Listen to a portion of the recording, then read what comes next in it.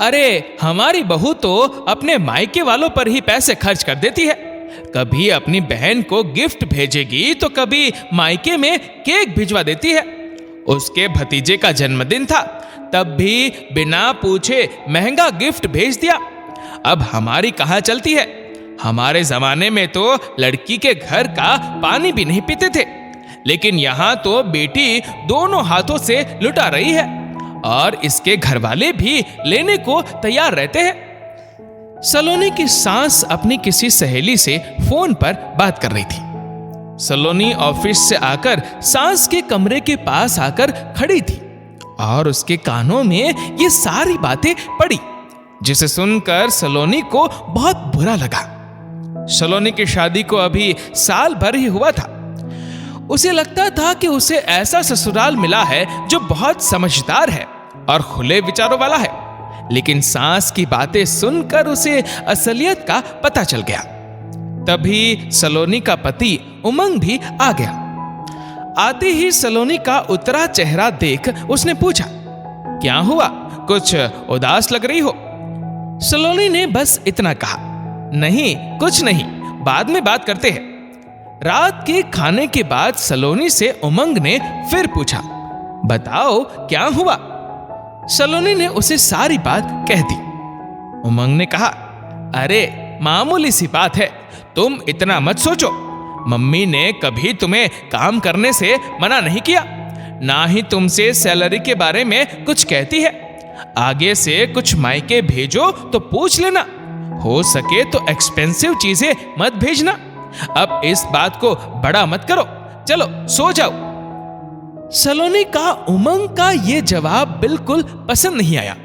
उसे उमंग की पुरानी मानसिकता पर गुस्सा भी आ रहा था, लेकिन उसने बात को बढ़ाना ठीक नहीं समझा। उसे याद आया कि करीब 3 महीने पहले ही जब उसकी ननद की शादी की सालगिरह थी, तब सलोनी ने उनके लिए खास एक 5 स्टार होटल में टेबल बुक करवाकर उन्हें सरप्राइज दिया था। और तब सास ने सलोनी की बहुत तारीफ की थी। उमंग भी बहुत खुश हुआ था। नए घर के लिए जब लोन लेना था, तब भी सलोनी ने अपने नाम पर लोन ली थी। सलोनी को लगा जैसे उसकी कमाई पर उसका अपना हक ही नहीं है। 1 सप्ताह के बाद सलोनी की ननद घर आई। वो अपनी मम्मी यानी सलोनी की सास के लिए पश्मीना शॉल तोहफे में लेकर आई थी। ननद बोली, मम्मी देखो, ये शॉल आपके लिए लाई हूं, कैसी लगी? सास ने खुश होकर कहा, बहुत बढ़िया है, बहुत महंगी होगी ना?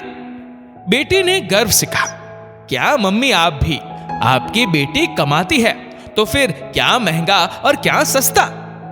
पास खड़ी सलोनी ने अपनी ननद से पूछा, दीदी ये शॉल तो बहुत सुंदर है, क्या इसे लेने से पहले आपने अपनी सास या जीजाजी से पूछा था?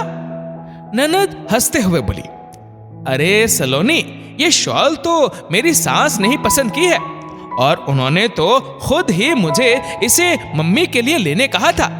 वो बहुत समझदार और वे आज के जमाने के लोग हैं।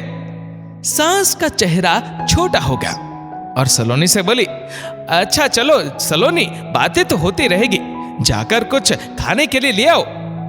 सलोनी सास का इशारा समझ गई और रसोई में चली गई। शाम के खाने के बाद सभी बातों में लगे थे।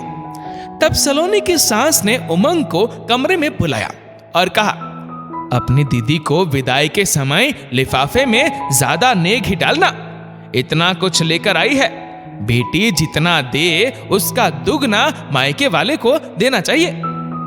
उनकी ये बात उनकी बेटी ने सुनी और अपनी माँ को समझाते हुए बोली, मम्मी कैसी बात करती हो आप, आज जमाना बदल गया है, ये सब पुरानी बातें थी। क्या आप उमंग की लाई किसी भी चीज के बदले उसे दुगना देने की सोचते हो? फिर बेटी से उपहार लेने में क्या हर्ज है? मम्मी मैं कमाती हूँ, मेरी कमाई से मैं अपने ससुराल की जरूरतें पूरी करती हूँ, और यदि मैं उसमें से कुछ पैसे से अपने मायके के लिए कुछ करूँ तो क्या दिक्कत है? वैसे तो कितनी लड़कियां हैं जो नहीं कमाती, कभी ससुराल वालों की जिम्मेदारियों के कारण तो कभी किसी और वजह से उन्हें भी लगता है कि वो अपने मायके के लिए कुछ करे, तब उन्हें तो ये कहकर मना कर दिया जाता है कि पति के पैसे बर्बाद मत करो। जबकि ये कोई नहीं समझता कि हाउसवाइफ रहकर एक औरत कैसे घर को चलाती है। पति की कमाई से बचत कर वो घर की सभी जरूरत को पूरा करने की कोशिश करती है। घर की जिम्मेदारी तो बहू के हिस्से आती है, लेकिन उसकी खुशियों की जिम्मेदारी कोई नहीं लेता। जब लड़की खुद कमाती है तब भी उसे सुनाया जाता है, ये तो गलत है ना। सलोनी की सास कुछ भी कहने की अवस्था में नहीं थी। आज उनकी अपनी बेटी ने उन्हें सही और गलत का अंतर बताया। उन्हें अपनी सोच पर शर्मिंदगी हो रही थी।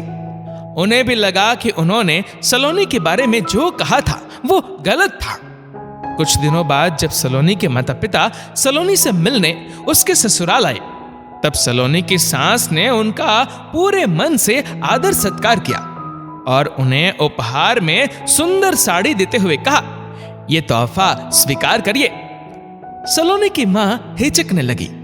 तब उनके दामाद उमंग ने कहा, मम्मी, ये आपकी समधन और आपकी बेटी ने पसंद की है, आपको तो लेनी पड़ेगी। सलोनी बहुत खुश थी कि उसकी ननद की बातों से उसकी सास ने नई विचारधारा को अपनाया। एक बेटी शादी के बाद अपने मायके के लिए पराई नहीं होगी। जितनी जिम्मेदारी एक लड़के की होती है उतनी ही एक बेटी की भी होती है।